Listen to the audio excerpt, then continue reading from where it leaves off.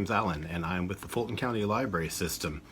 I work at the Roswell branch, and if there's one thing that my coworkers know about me, it's that I love snack time. So today is going to be cookie day for me. Now, it's not going to be just any old cookie. I mean, I do love a plain cookie, but these are going to be really special because I like to do creative things to really mix them up and make them awesome.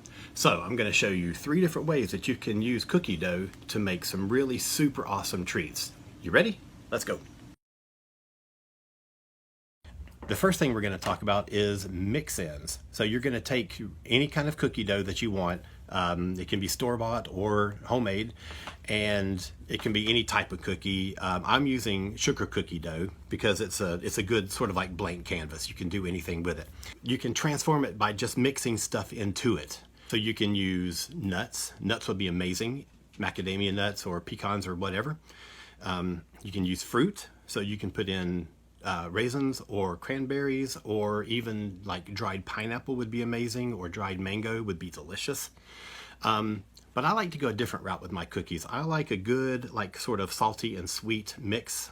So I've divided my cookie dough into 3 different little batches, and I'm going to do 3 different mix-ins, okay? So I've got pretzel, potato chip, and dill pickle. Yes, that's right, you heard me, dill pickle. I'm a rebel when it comes to cookies.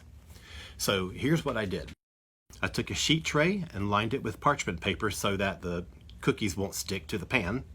I lined up my cookie dough on the sheet tray, and on some of them I put a whole pretzel right on top so that it would cook down into the cookie when it gets in the oven.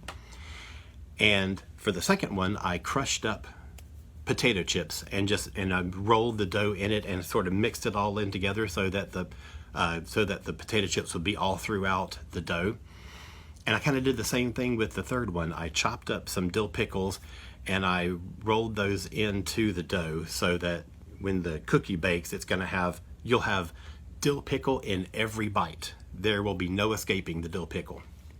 Then I put them in the oven, left them in for 10 minutes, and delicious cookies that are ready to go.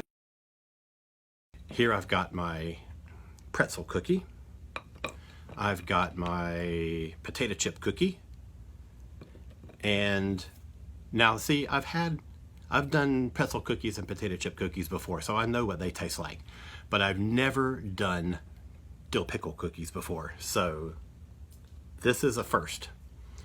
So I'm gonna kind of see, I break it open and you can kind of see all the pickle goodness in there. Now, let's see what this tastes like, because I'm sure it's gonna be kind of weird.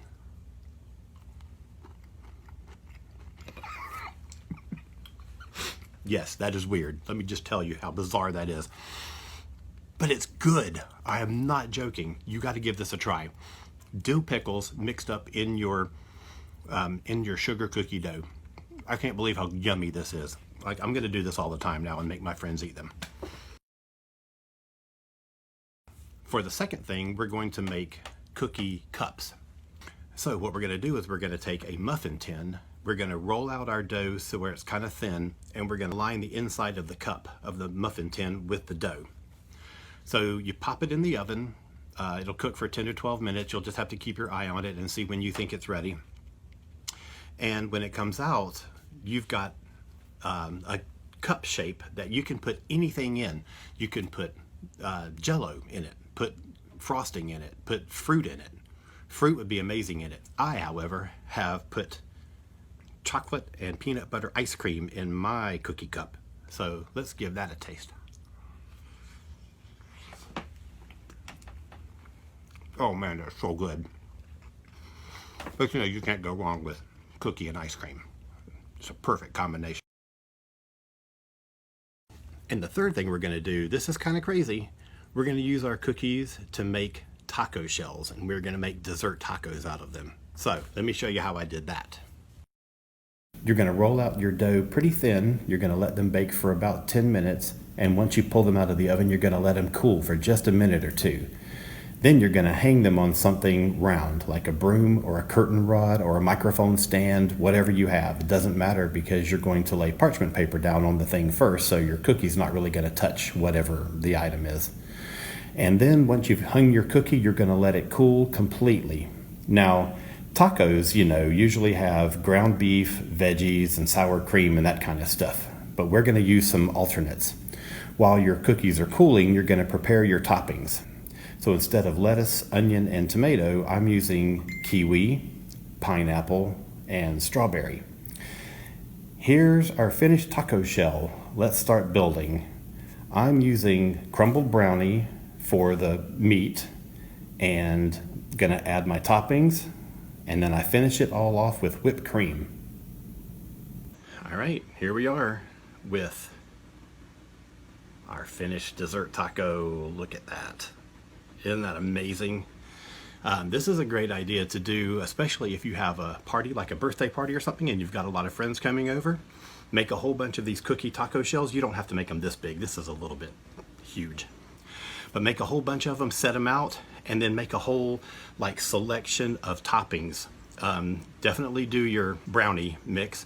And then, have sprinkles and fruits and nuts and all kinds of things. Just do whatever you want and let people make their own tacos. That would be so much fun, and your party will be the talk of the neighborhood for years, let me tell you. So, thanks so much for joining us. I hope you have a great time. I hope that you try some of these things that I've shown you and come up with your own ones. Whatever you do, take some photos and post them in the comments right down below here so we can all see your amazing creations. So, thanks a lot. Have a great afternoon, and I'll see you soon. Bye. Oh yeah, well, that's good stuff.